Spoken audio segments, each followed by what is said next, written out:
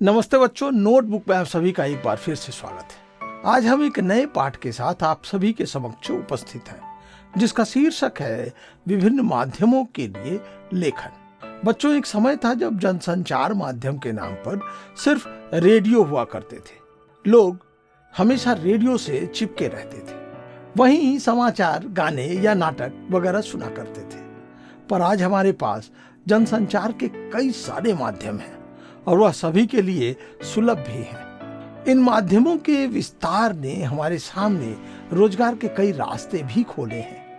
आज संसार की एक बहुत बड़ी जनसंख्या प्रत्यक्ष या अप्रत्यक्ष रूप से इन संचार माध्यमों से जुड़ी हुई है।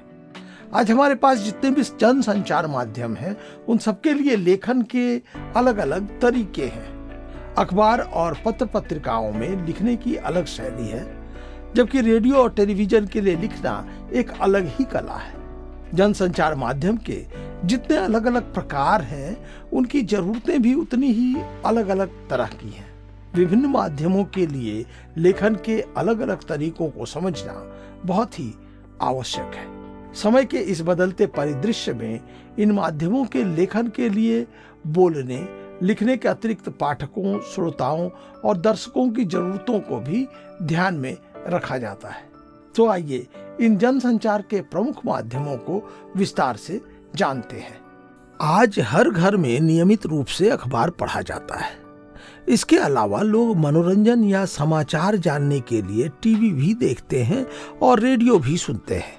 इसके अलावा मोबाइल पर कई तरह के ऐसे ऐप हैं जो लगातार हमें असंख्य खबरें मुहैया कराते हैं। हम इंटरनेट पर अक्सर समाचार पढ़ते, सुनते या देखते हैं। हमने गौर किया है कि जनसंचार के इन सभी प्रमुख माध्यमों में समाचारों के लेखन और प्रस्तुति में अंतर है। यदि इनके अंतर को समझना है तो कभी ध्यान से किसी शाम या रात को टीवी और रेडियो पर सिर्फ समाचार सुने और इंटरनेट पर जाकर उन्हीं समाचारों को फिर से पढ़ें। अगले दिन सुबह अखबार ध्यान से पढ़ने पर ज्ञात होता है कि इन सभी माध्यमों में पढ़े, सुने या देखे गए समाचारों की लेखन शैली, भाषा और प्रस्तुति में आपको फर्क नजर आएगा।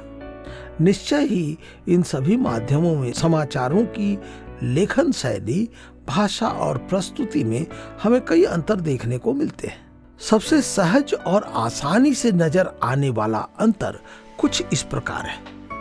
अखबार पढ़ने के लिए है, रेडियो सुनने के लिए है, टीवी देखने के लिए है। इंटरनेट पर पढ़ने, सुनने और देखने तीनों की ही सुविधा है। जनसंचार के विभिन्न माध्यमों के बीच फर्क समझने के लिए सभी माध्यमों के लेखन की बारीकियों को समझना जरूरी है। लेकिन इन माध्यमों के बीच के फर्क को आप तभी समझ सकते हैं जब आप हर माध्यम की विशेषताओं, उसकी खूबियों और खामियों से परिचित हों। तो आइए अब हम जनसंचार के विभिन्न माध्यमों की खूबियों और कमियों पर विस्तार से चर्चा करते हैं। आज हम जनसंचार के विभिन्न माध्यमों से पूरी तरह से जुड़े हुए हैं। इनसे हमारा रोज कम या ज्यादा वास्ता पड़ता है। अगर हमसे पूछा जाए कि आप इन सभी माध्यमों में से सबसे अधिक किसे पसंद करते हैं और क्यों, तो हमारा जवाब क्या होगा? शायद हम थोड़ा सोच में पड़ जाएं। हमारा उत्तर चाहे जो हो, इतना तो तय है कि इस सवाल का कोई एक निश्चित जवाब नहीं है। संभव है कि किसी को टीवी देखना पसंद है, किसी को अखबार पढ़ना, तो किसी को मोबाइल पर इंटरनेट चलाना। हम या हमारे अन्य दोस्त अलग अलग जनसंचार माध्यमों को इसलिए अधिक पसंद करते हैं क्योंकि उनकी विशेषताएं या खूबियां हमारी और हमारे अन्य दोस्तों के मिजाज, रुचियों, जरूरतों और पहुंच के अनुकूल हैं।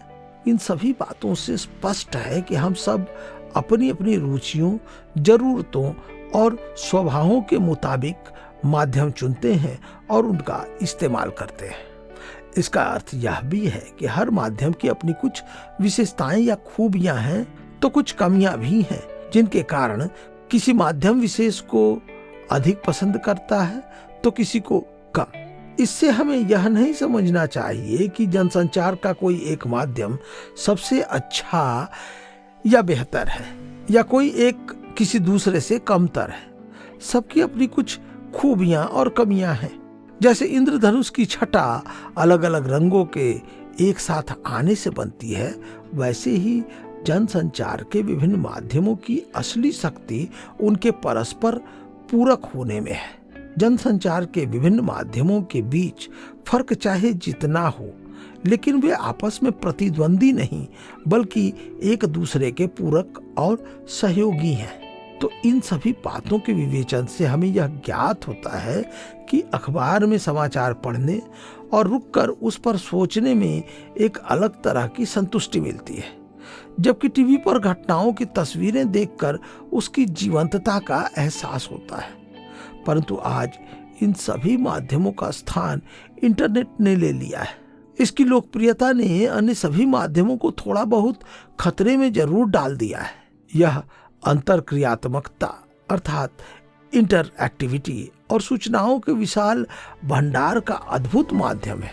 बस एक बटन दबाते ही हम सूचनाओं के अथाह संसार में पहुंच जाते हैं। जिस किसी भी विषय पर हम जानना चाहते हैं, इंटरनेट के जरिए वहां पहुंच सकते हैं। ये सभी माध्यम हमारी अलग अलग जरूरतों को पूरा करते हैं और इन सभी की हमारी दैनिक जीवन में कुछ न कुछ उपयोगिता है। यही कारण है कि अलग अलग माध्यम होने के बावजूद इनमें से कोई समाप्त नहीं हुआ, बल्कि इन सभी माध्यमों का लगातार विस्तार और विकास हो रहा है। तो बच्चों, अब तक आपने जनसंचार के विभिन्न माध्यमों की खूबियों और कमियों पर विस्तार से जाना। इस पाठ का शेष अंश हमारे अगले वीडियो में अवश्य देखिए।